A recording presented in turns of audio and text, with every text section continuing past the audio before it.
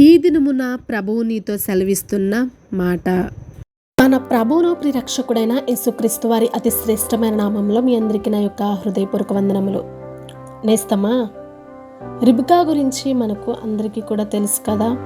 ఆదికాండము 24వ అధ్యాయము 46వ వచనంలో ఒక్కసారి వాక్యాన్ని చదవండి.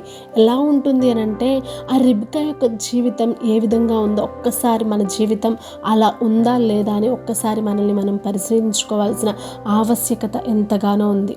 రిబ్కాకు పరిచయం లేని వ్యక్తి అసలుకి తన గురించి ఎప్పుడు తెలీదు, అతన్ని ఎప్పుడు చూడలేదు. అయినా కానీ సరే ఆ వ్యక్తికి సహాయం చేయమని అడిగితే తాను కాదనకుండా తన పనిని కూడా వాయిదా వేసుకొని కష్టమైనప్పటికీ కూడా తనకు సహాయం చేయడానికి ముందుకు వచ్చింది.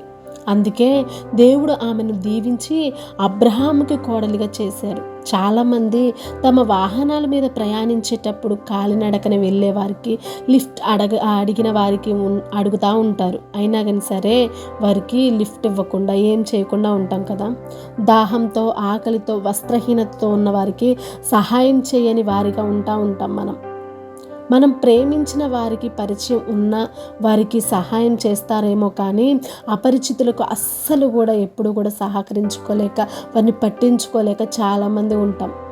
కానీ నేస్తమా, పరిచయం ఉన్నా లేకపోయినా అవసరంలో ఉన్న వారికి సహాయం చేస్తే అందుకు ప్రతిగా ప్రభువైన యేసుక్రీస్తు వారు ఖచ్చితంగా మనల్ని దీవిస్తారు. అంతేకాదు రిబ్కా లాగా మనము దీవించబడతాం. కాబట్టి రిబ్కా వలె మనము అనేకులకు సహాయం చేసేవారిగా ఉందాం.